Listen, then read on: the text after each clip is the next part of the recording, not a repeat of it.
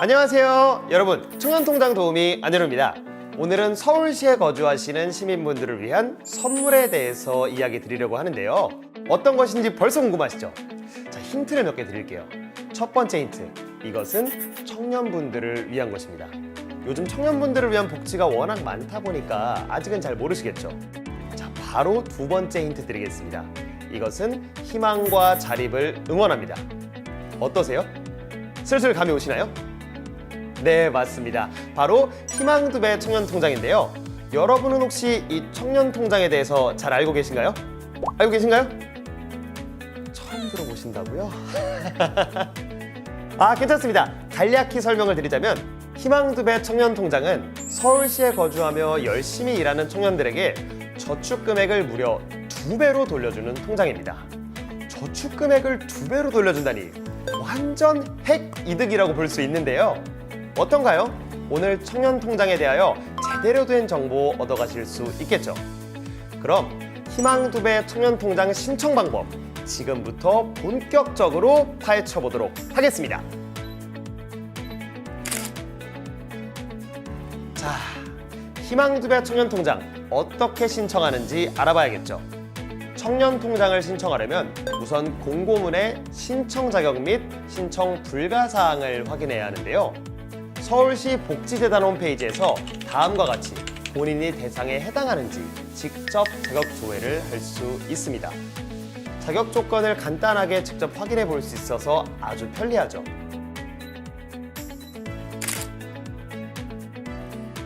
그 다음에는 필수 서류들을 챙기셔야 합니다. 우선 가입 신청서를 작성해 주셔야 하는데요. 성명부터 빈칸 부분을 차례로 기입해 주시면 됩니다. 저축 기간을 먼저 볼까요? 저축 기간은 24개월, 36개월 중에 선택하시면 되고, 여기에서 저축 금액은 10만 원 저축 시 추가로 10만 원 매칭이 지원되고, 15만 원 저축 시에는 15만 원이 추가로 매칭 지원되는데요. 저축 기간과 저축 금액은 추후 변경이 불가능하니까 신중하게 기입해 주세요.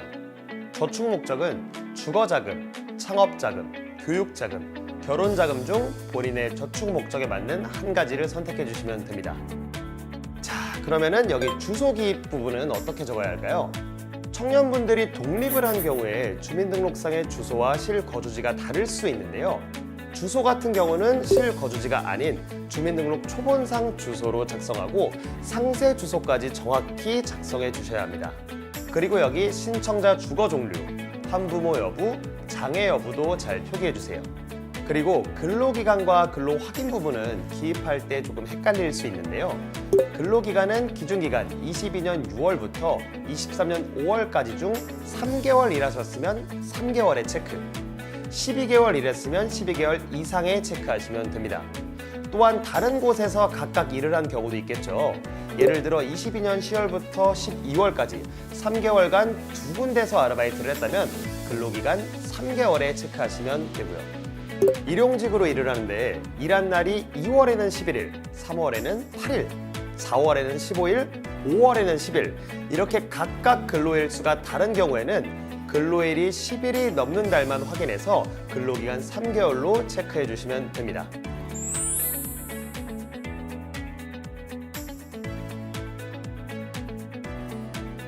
자, 그렇다면 월 평균 급여는 어떻게 계산해야 할까요? 내가 일한 기간 동안 얻은 소득을 일한 개월수로 나눠서 계산해 표기해 주시면 됩니다. 제가 예시를 하나 들어볼게요. 만약 제가 작년 6월부터 올해 5월까지 총 4개월을 일했는데 받은 급여가 720만 원이다. 그러면 720만 원 나누기 4개월을 하면 월 평균 급여는 180만 원이 되겠죠.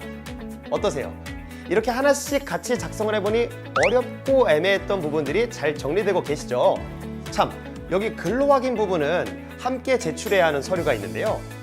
근로확인 및 제출 서류 부분은 두 가지만 기억하시면 됩니다. 첫 번째는 나의 근로 형태를 확인하고 두 번째는 각 형태에 따른 서류 중 한 가지만 제출해 주시면 됩니다. 자, 이렇게 신청서의 앞면은 채워진 것 같고요. 뒷면을 한번 살펴보겠습니다. 여기에 필수 제출 서류란을 보시면 가입 신청서 이외에도 개인정보 제공 동의서, 사회보장급여 신청서, 주민등록 초본, 가족관계 증명서, 근로확인 서류, 금융정보 제공 동의서가 있는데요. 하나씩 체크하면서 함께 챙겨보도록 하겠습니다. 자, 개인정보 제공 동의서입니다. 체크 표시되어 있는 네 군데와 서명해야 할 곳을 잘 확인해 주시고 인쇄하셔서 자필로 서명해 주시면 되겠습니다. 다음에는 사회보장급여 신청서가 있는데요.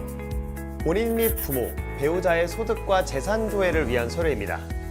너무 겁먹지 않으셔도 돼요. 이번엔 노란색 칸만 작성해 주시면 됩니다. 첫 번째 페이지에서는 신청인, 가족사항, 부양 의무자란을 작성해 주시고 두 번째 페이지에서는 개인정보 수집 및 활용 동의 체크, 세 번째 페이지에서는 유의사항 체크, 날짜, 이름 작성, 서명 날인해 주시면 됩니다. 여기 가족사항 부양 의무자란의 경우에는 현재 기혼한 경우 배우자만 기입해 주시고 현재 미혼인 경우 부모 둘 다 작성해 주세요. 한 가지 더 유의할 부분은 현재 미혼인 경우 혹은 부모님이 이혼하신 경우 아버지 어머니에 대해 모두 적되 않은 내용만 작성해 주세요. 가족관계 증명서상 확인되는 내용은 필수 기입해 주셔야 됩니다. 그리고 여기 마지막 부분 역시 인쇄하셔서 자필로 서명해 주시고요. 자, 그럼 이렇게 사회보장급여 신청서 작성이 끝났습니다. 다음은 주민등록 초본이죠. 그래도 다른 서류들에 비해 조금 더 친숙하지 않으신가요? 그런데 유의하실 부분은 주민등록 등본이 아니라 초본이라는 점 꼭 기억해 주세요. 주민등록 초본의 경우에는 이렇게 인터넷으로 발급받을 수 있습니다. 신청서를 제출할 때 주민센터 무인민원 발급기에서도 발급이 가능하시고요.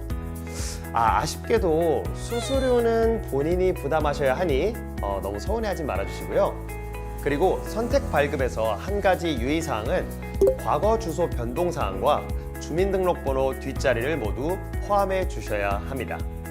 이번에는 가족관계 증명서입니다. 가족관계 증명서의 경우도 인터넷을 통해 발급 가능하고요. 마찬가지로 신청서를 제출할 때 주민센터 무인민원 발급기에서 발급 가능합니다. 수수료는 역시 본인 부담이니까 꼭 기억하시고요. 여기까지 따라오시느라 고생 많으셨어요. 이제 진짜 얼마 남지 않았습니다. 자, 이제 근로확인 서류인데요. 우선 나의 근로 형태를 확인해 주시고요. 각 근로 형태별로 근로를 증빙할 수 있는 서류와 발급기관은 다음과 같습니다.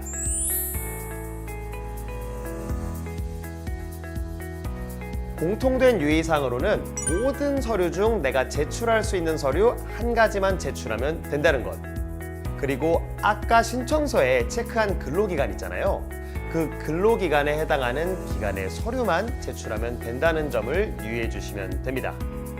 예를 들어 근로기간 3개월에 체크하신 경우 기준기간 22년 6월부터 23년 5월 중 3개월치의 근로증빙 서류를 제출해 주셔야 합니다.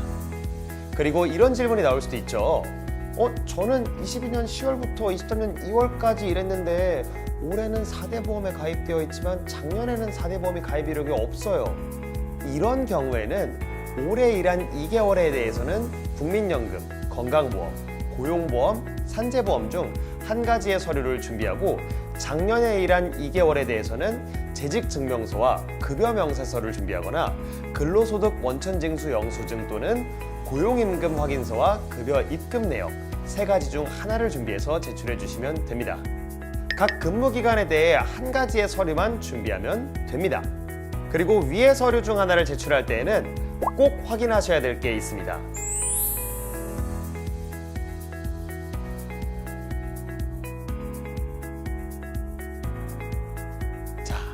그럼 이제 금융정보 제공 동의서를 작성해 보겠습니다. 금융정보 제공 동의서 역시 노란 칸 부분만 작성해 주시면 되는데요. 여기 금융정보 등 제공 동의자표에서 동의한다는 두 개의 칸은 반드시 한글 정자로 자필 서명해야 됩니다. 조금 많았죠? 그래도 이렇게 하나씩 차근차근 채워가다 보니 어느덧 마무리가 되었습니다. 이렇게 필수 제출 서류를 체크하며 하나씩 확인해 보았는데 어떠셨나요? 이제 다시 가입 신청서로 돌아와서 앞 페이지 주거 종류의 전월세를 체크하신 분들은 임대차 계약서를, 한부모 장애 여부를 체크하신 분은 해당 증명서를 추가로 준비해 주셔야 되니 참고해 주시기 바라겠습니다. 자, 모두 확인이 끝나셨다면 신청 동기와 만기 후 저축액 사용 계획을 작성해 주세요. 이제 가장 중요한 게 남았습니다. 아래 유의사항 보이시나요? 반드시 확인해 주셔야 됩니다. 특히 유의사항 중 2번, 위의 내용 및 사업 공고문과 신청 안내문을 확인하였으며 접수 관련 미비 서류에 대한 모든 책임은 신청인에 있고 별도 보완 요청을 하지 않음에 동의한다는 부분과 3번, 이메일 접수 시 미비 서류에 대한 추가 안내가 별도로 진행되지 않음에 동의한다는 부분도 잘 확인해 주세요. 이제 마지막으로 이름을 쓰고 서명해 줍니다. 이때 꼭 자필로 서명해 주셔야 돼요. 다른 내용은 컴퓨터로 작성해도 꼭 반드시 서명란만은 인쇄하셔서 자필로 서명하셔야 됩니다.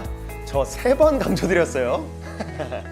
자, 이렇게 가입 신청서 작성과 서류 준비가 모두 끝났습니다. 자, 오늘 이렇게 희망 2배 청년통장 신청에 어려움을 겪는 청년 여러분들에게 조금이나마 도움이 되었으면 하는 마음으로 하나씩 안내해 드렸는데요. 어떠셨나요? 혼자라면 많이 헤맸을 것 같다고요? 괜찮아요. 저도 혼자였으면 아마 헤맸을 겁니다. 희망 2배 청년통장의 신청 기간은 6월 12일부터 23일까지로 거주지 동주민센터에서 접수하실 수 있고요. 6월 1일에는 유튜브 라이브로 질의응답을 받는다고 하니까 궁금하신 사항 있으신 분들은 꼭 참여해주세요. 그럼 청년 여러분의 빛나는 앞길을 응원하는 희망 2배 청년통장이 더욱 많은 관심을 받기를 바라면서 서울시 복지재단은 앞으로 더 유용한 정보로 다시 찾아뵐 것을 약속드리겠습니다. 자, 그러면 그날까지 모두 안녕!